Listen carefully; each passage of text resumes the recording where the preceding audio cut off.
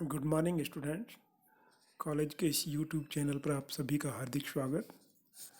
पूर्व के वीडियो में हम कॉन्ट्रैक्ट ऑफ गारंटी के तहत गारंटी के अनुबंधों से क्या अभिप्राय है, वे उसके एसेंशियल जो एलिमेंट्स हैं या गारंटी के जो अनुबंधों के जो एसेंशियल या आवश्यक चीज़ों का होना ज़रूरी है, किन किन चीज़ों का होना ज़रूरी है, essential elements of a contract of guarantee, वो डिस्कस कर चुके हैं।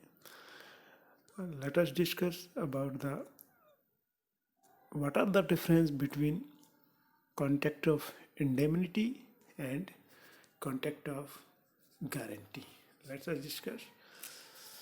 Uh, Contract Act is concerned with the Section 126 of Indian Contract Act 1872, whereas the contract of indemnity is concerned with the Section 124. Definitions के base पे कह सकते हैं हानि रक्षा का अनुबंध एक ऐसे अनुबंध से है जिसके अंतर्गत एक पक्षकार दूसरे पक्षकार को उन सभी हानियों से बचाने का वचन देता है जो सम या तृतीय पक्षकार के द्वारा होती है। इसके बाद गारंटी अनुबंध की बात करते हैं तो एक ऐसा अनुबंध जिसमें एक व्यक्ति किसी तीसरे व्यक्ति की त्रुटि की दशा में उसके तीसरे पक्ष के वचन को पूरा करने के लिए अथवा दायित्व को पूरा करने के लिए वचन देता है, ऐसे गारंटी अनुबंध कहलाते हैं। यदि हम बात करते हैं पक्षकारों की संख्या तो कॉन्ट्रैक्ट ऑफ इंडेमनिटी में पक्षकारों की संख्या 2 होती है और जबकि गारंटी अनुबंध में, जैसे हम पहले डिस्कस कर चुके हैं, पक्षकारों की संख्या 3 होती है। यदि हम अनुबंधों की बात करते हैं तो जो contract of number of contract in the indemnity is 2 contract here, only one contract is executed here between the indemnifier and indemnity holder, whereas in contract of guarantee there is 3 agreement is to be executed between surety and creditor, principal debtor, second one principal, debtor and creditor, and third one is surety and principal debtor. Object क्या होता है, what is the object of indemnity? जो अनुबंध हैं या हानि रक्षा के अनुबंध हैं उनका उद्देश्य भावी जो लॉसेज हैं, फ्यूचर लॉसेज हैं, उनको उनसे बचाना, जबकि गारंटी अनुबंध का उद्देश्य ऋण का भुगतान यानी कि पेमेंट ऑफ डेट और अन्य किसी तीसरे पक्षकार की त्रुटि की दशा में गारंटी जो प्रतिबद्धता है वो अपने वचन का निष्पादन करता है। Scope, what is the scope? हानि रक्षा अनुबंधों का क्षेत्र जो स्कोप है दैट इज लिमिटेड। इसके अंतर्गत गारंटी का अनुबंध भी शामिल नहीं होते हैं, but whereas the contract of guarantee it is scope is wider than indemnity contract. Nature, हानि रक्षा के अनुबंधों को हानि से रक्षा करने के लिए होते हैं, जबकि गारंटी का अनुबंध किसी तीसरे पक्षकार के आचरण से, बिहेवियर से अथवा ऋणों का भुगतान कर देने की जमानत के रूप में हो सकते हैं। लायबिलिटी क्या होती है? हानि रक्षा अनुबंध में हानि रक्षक अर्थात वचनदाता का दायित्व प्राथमिक एवं स्वतंत्र होता है, वेरे जबकि गारंटी के अनुबंध में प्रतिभू का दायित्व जो श्योरिटी है या प्रतिभू है उसका दायित्व सेकेंडरी होता है, गौण होता है, जबकि प्राथमिक दायित्व होता है प्रिंसिपल डेटर्स का।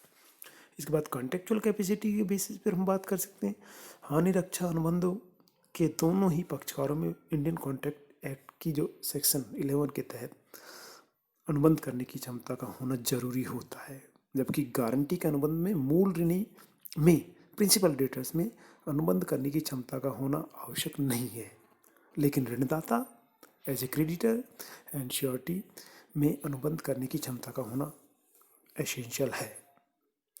सेकेंड बात करते हैं जोखिम का, एग्जिस्टेंस ऑफ रिस्क। जोखिम की बात हम बात कर सकते हैं, एग्जिस्टेंस ऑफ रिस्क। हानि रक्षा अनुबंधों में हानि रक्षाधारी को किसी अनिश्चित घटना या व्यवहार के परिणाम स्वरूप होने वाली हानि को पूरा करने का वचन देता है, जबकि गारंटी के अनुबंध में प्रतिभू ऋण के भुगतान का वचन देता है जो उसे ज्ञात है एवं जिसका अस्तित्व अनुमान करते समय विद्यमान होता है, उसे पता होता है कि मैंने क्रेडिटर्स को या लेनदार को इतनी राशि के ऋण के भुगतान के संबंध में अपनी जमानत दी है। नेक्स्ट वन बात करते हैं लोन, ऋण की बात करते हैं। हानि रक्षा अनुबंध में कोई लोन नहीं होता है, जबकि जो कॉन्ट्रैक्ट ऑफ गारंटी है उसमें दायित्व या ऋण के रूप में कोई अन्य लायबिलिटी हो सकती है। इसके बाद वाद प्रस्तुत करना। हानि रक्षा अनुबंधों में हानि रक्षक तीसरे पक्षकार के विरुद्ध अपने स्वयं के नाम से वाद प्रस्तुत नहीं कर सकते। यह केवल हानि रक्षा धारी जो इंडेमनीफायर है उसी के नाम से वाद प्रस्तुत किया जा सकता है। जबकि कॉन्ट्रैक्ट ऑफ गारंटी में मूल ऋणी की जो एरर है, यानी प्रिंसिपल डेटर्स अपने भुगतान में कोई त्रुटि करता है और जब प्रतिभू उस स्थिति में प्रतिभू श्योरिटी अपने दायित्व को पूरा कर देता है तो प्रतिभू मूल ऋणी से धनराशि वसूल करने के लिए अपने नाम से क्लेम या वाद प्रस्तुत कर सकता है, वाद प्रस्तुत कर सकता है। तो ये इनके कुछ डिफरेंसेस के कुछ क्राइटेरियाज हैं। इसके next we are discussing about the kinds of guarantee और types of guarantee. There are two types of guarantee. First one, existing guarantee, which is retrospective guarantee. It may also called retrospective guarantee. And second is future liability for which prospective guarantee. यानी कि we can say if the existing guarantee is present, it is called retrospective guarantee, and where guarantee is concerned for future period, it is a prospective guarantee. यानी कि विद्यमान दो तरीके की guarantee होती है, एक विद्यमान गारंटी होती है और सेकंड वन होती है भावी गारंटी। विद्यमान गारंटी से आशय यानी कि जो एग्जिस्टिंग गारंटी है वो एग्जिस्टिंग गारंटी से आशय होता है ऐसी गारंटी जिसके अंतर्गत गारंटी किसी पहले से ही विद्यमान ऋण जो एग्जिस्टिंग लोन के अगेंस्ट में दी गई है। फॉर एग्जांपल, प्रोफेसर अशोक के पास प्रोफेसर सतीश 9,000 रुपये का 6 माह का मूल ऋण है, यानी पहले से उसने ले रखा है सतीश से। तो उस स्थिति में प्रोफेसर अशोक प्रोफेसर सतीश को ऋण देने में असमर्थ रहता है। तो उस स्थिति में कोई थर्ड पर्सन आके कहता है, प्रोफेसर रंग आके कहता है कि 2 माह की अवधि के लिए ये वृद्धि के लिए निवेदन कर रहा है, तो आप 2 माह के लिए वो कंसीडर कर लें और 2 महीने बनने बाद यदि ये नहीं चुकारा करता है तो उस स्थिति में मैं इस धन को चुका दूंगा। तो ये होता है विद्यमान गारंटी। वेयर फ्यूचर गारंटी, जब कोई व्यक्ति किसी भावी ऋण अथवा भविष्य में के दायित्व के संबंध में, यानी जो गारंटी है वो भविष्य में कोई ट्रांजैक्शन यानी कि भविष्य के संबंध में गारंटी देता है तो हम उसे भावी गारंटी कहते हैं। यानी जब फॉर एग्जांपल जय कपिल की गारंटी पर सचिन को 5,000 रुपये 3 मंथ्स के लिए देने के लिए तैयार होता है, 3 महीने बाद यदि सचिन 5,000 रुपये धनराशि देने में असमर्थ रहता है तो कपिल उस धनराशि को देगा। It is a future guarantee. Future जो गारंटी है, संभावी गारंटी भी 2 प्रकार की हो सकती है। Number 1, specific guarantee. वह guarantee specific guarantee that is continuing guarantee है। वह गारंटी जो किसी विशेष प्रकार के ऋण यानी स्पेसिफिक पर्पज के लिए दी जाती है तो विशिष्ट गारंटी कहलाती है। That is for exclusive for a specific purpose, वो आपकी गारंटी होती है specific guarantee. Whereas a specific guarantee, a contract of guarantee can be a specific guarantee for any specific transaction only at or for a particular contract के उस regarding हो सकती है, और specific guarantee is for a single डेप्ट, यानी एकल जो देता है या एकल लोन है उसके अगेंस्ट में हो सकती है। एनी स्पेसिफाइड ट्रांजैक्शन किसी विशिष्ट सौदे या व्यवहार के अगेंस्ट में दी जा सकती है। It comes to an end when such डेब्ट हैज बीन पेड, और उस समय विशिष्ट गारंटी खत्म माना जाता है, जबकि उस विशेष पर्टिकुलर डेब्ट को भुगतान कर दिया है प्रिंसिपल डेटर्स ने। इसके बाद सेकेंड वन है दैट इज कंटिन्यू गारंटी। एक continue guarantee is type of guarantee which applies to a series of transaction, जिसे हम करंट गारंटी भी कह सकते हैं, चालू गारंटी भी कहते हैं। यानी कि चालू गारंटी एक व्यवहार की एक श्रृंखला तक चलती है, कंटिन्यू रहती है। यानी व्यवहार, वह गारंटी जो व्यवहारों की एक श्रृंखला तक विस्तृत होती है, चालू गारंटी कहलाती है। As per section 129, a guarantee which extends to a series of transactions is called a continue guarantee. For illustration, a guarantees payment to be a tea dealer for any tea that she may buy from him from time to time to the amount of rupees 1 lakhs. Afterwards, B supply C tea for the amount of 1 lakh. यानी कि A B को, यानी कि ए guarantee देता है B को कि सी को आपको क्रेडिट 1 साल तक के लिए 1 लाख की लिमिट जो सी खरीद रहा है क्रेडिट में, उस पर मैं गारंटी 1 लाख तक की देता हूँ। यानी साल के बीच में जितने भी ट्रांजेक्शन्स होंगे उनके लिए मैं 1 लाख की गारंटी आपको देता हूँ। इन केस यदि सी एक particular transaction during the year में यदि 1,20,000 का माल खरीद लेता है सी बी से, और उस स्थिति में यदि सी पेमेंट के भुगतान में फेलियर हो जाता है, तो ए की जो गारंटी होगी वो up to the extent of rupees 1 lakh की होगी, जिसे हम चालू गारंटी के रूप में ट्रीट करेंगे। इसके बाद रिवोकेशन किस प्रकार किया जा सकता है चालू गारंटी का। जो चालू गारंटी का कोई लिमिट तो है ही उसमें एक, लेकिन सीरीज ऑफ ट्रांजैक्शन, इसे चालू गारंटी को किस तरीके से हम समाप्त कर सकता है या श्योरिटी किस तरीके से मना कर सकता है, यानी कि बाय नोटिस ऑफ रिवोकेशन, यानी कि डेथ। नंबर 1, क्रेडिट जो श्योरिटी है, he can revoke the guarantee at any time by the surety by giving the notice to the creditor।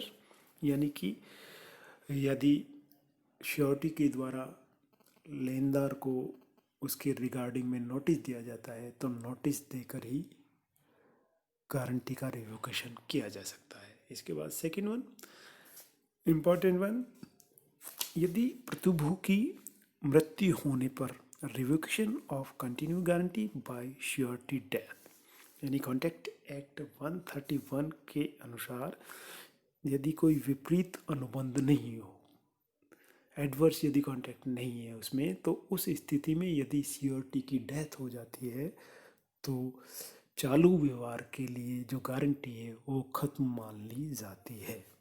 Third one,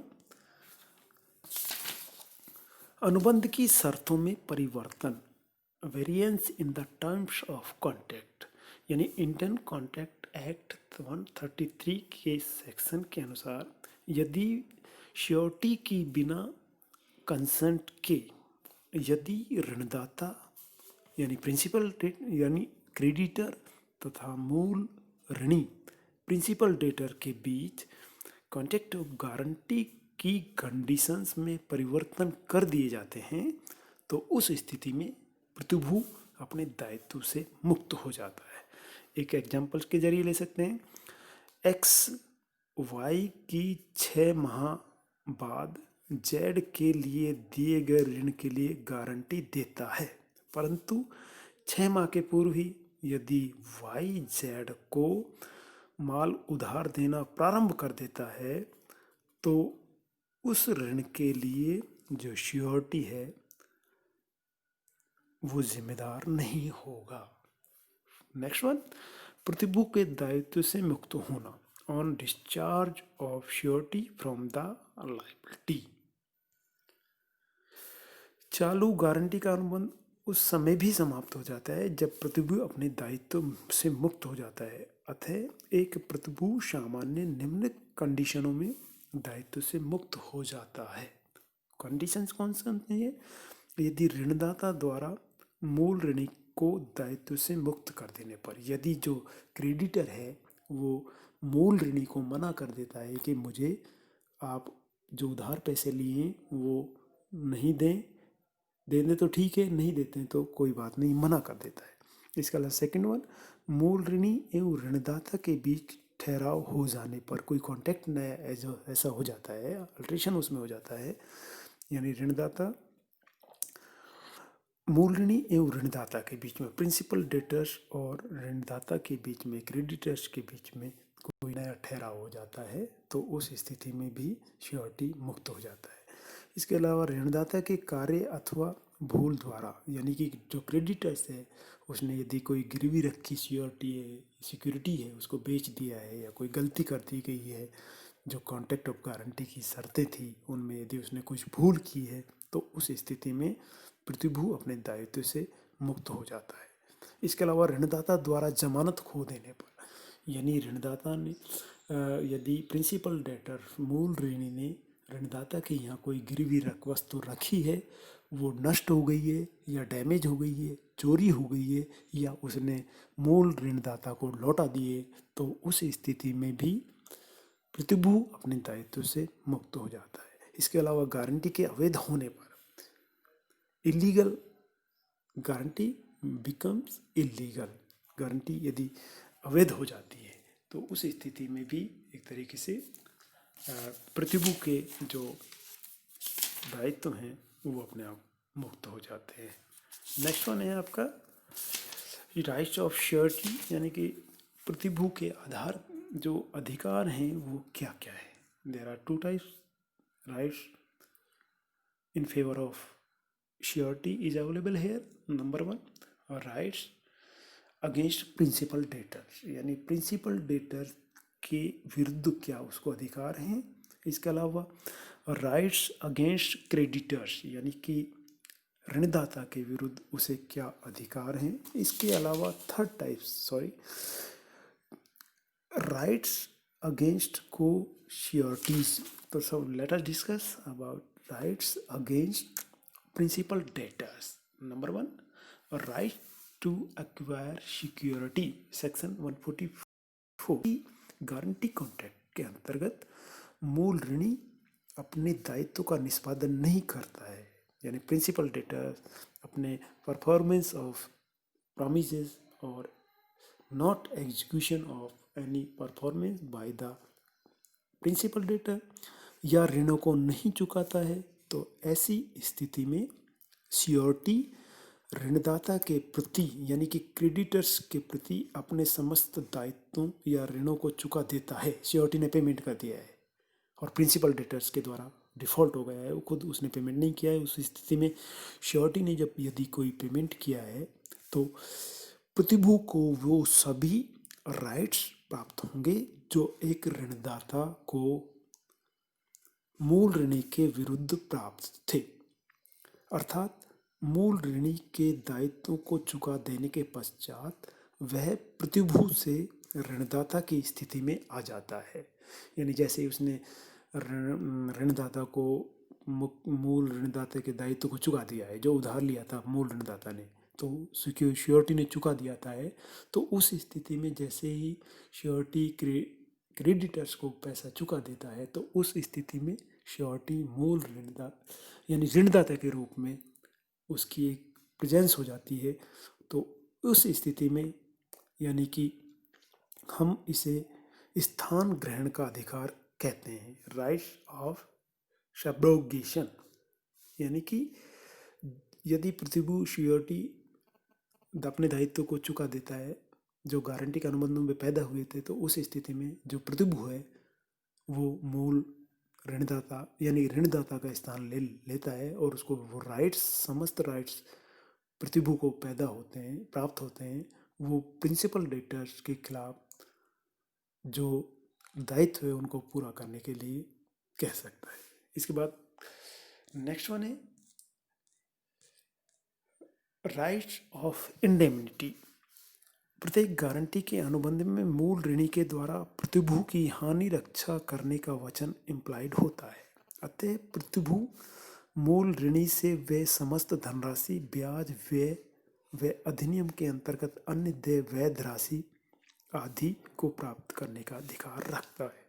इसके बाद बी, राइट्स अगेंस्ट क्रेडिटर्स, यानी कि section 141 के अनुसार राइट ऑफ एक्वायर सिक्योरिटी, यानी कि जब प्रतिभू द्वारा दिए गए ऐसे सभी प्रतिभूतियों का लाभ प्राप्त करने का अधिकार होता है जो कि गारंटी करते समय ऋणदाता के पास है। यदि कोई प्रिंसिपल डेटर ने अपनी कोई रहन या कोई गिरवी वस्तु रखी है तो उस स्थिति में वो यदि श्योरिटी अपने दायित्व को पूरा करता है तो वो गहन या गिरवी रखी गई संपत्ति या प्रॉपर्टी पर अधिकार किसका हो जाएगा?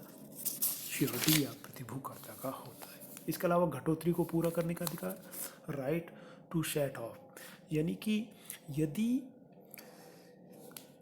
गारंटी अनुबंध के अंतर्गत प्रतिभू श्योरिटी को ऋणदाता के विरुद्ध यह भी अधिकार है कि यदि मूल ऋणी प्रिंसिपल डेटर्स को ऋणदाता से कुछ धन प्राप्त करना है तो वह उस ऋण में से उस घटोत्तरी को पूरा कर ले।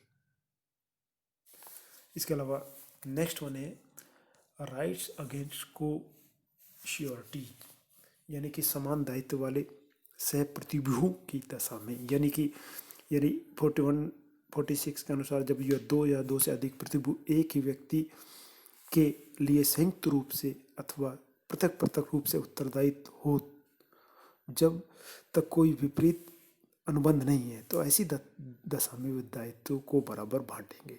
लेकिन यदि सह प्रतिभू में से किसी एक प्रतिभू ने संपूर्ण राशि का भुगतान किया है तो उस स्थिति में वो दूसरे प्रतिभू से समान राशि प्राप्त करने का अधिकारी होगा, उसको राइट्स है। इसके अलावा यदि कोई उनकी लाइबिलिटीज भिन्न भिन्न है तो उस स्थिति में यदि जो कोई प्रतिभू सभी प्रतिभू के आधार पर कोई एक चुकारा करता है अपने दायित्व को, सभी प्रतिभू के दायित्वों का भुगतान यदि एक प्रतिभू के द्वारा किया जाता है तो वह उनसे उनके द्वारा जो निर्धारित दायित्व की राशि है उसको वसूलने का अधिकार रखता है। इसके बाद नेक्स्ट है यानी कि प्रतिभू के जो दायित्वों की सीमा वो क्या होनी चाहिए, यानी कि जो प्रतिभू के एक्सटेंड ऑफ श्योरिटी लाइबिलिटीज, यानी कि प्रतिभू के दायित्वों की जो सीमा है वो किस हद तक हो, इसके बारे में डिस्कस करेंगे। तो यानी कि प्रतिभू का दायित्व मूल ऋणी के साथ साथ सह विस्तृत होता है, यानी कि चलता रहता है। प्रतिभू का दायित्व गौण एवं संभाव्य होता है कि यानी कि जो प्रतिभू का दायित्व वो सेकेंडरी होता है और प्राइमरी दायित्व होता है मूल ऋणदाता का। यदि मूल ऋणदाता फेलियर होता है तो उस स्थिति में प्रतिभू का दायित्व उत्पन्न होता है। मूल ऋणी के विरुद्ध कार्रवाई न करने का दायित्व, प्रतिभू के पास साधन न होने पर वो मना नहीं कर सकता कि भाई मेरे पास यदि मूल ऋणी ने भुगतान नहीं किया तो मेरे पास साधन नहीं है, मैं क्रेडिटर्स को किस तरीके से उसके दायित्व का या उसके द्वारा दिए गए ऋण को चुकारा करूं, मेरे पास कोई साधन नहीं है, तो वो मना नहीं कर सकता। मूल अनुबंधों के व्यर्थ अथवा व्यर्थनीय होने पर दायित्व, यानी कि यदि मूल अनुबंध या ओरिजिनल जो कॉन्ट्रैक्ट है या वो वॉइड है या वॉइडेबल हैं तो उस स्थिति में प्रतिभू अपने दायित्व से मुक्त हो जाता है। तो सभी को बहुत बहुत धन्यवाद, थैंक्स। नेक्स्ट वीडियो में आपसे पुनः मिलेंगे, धन्यवाद।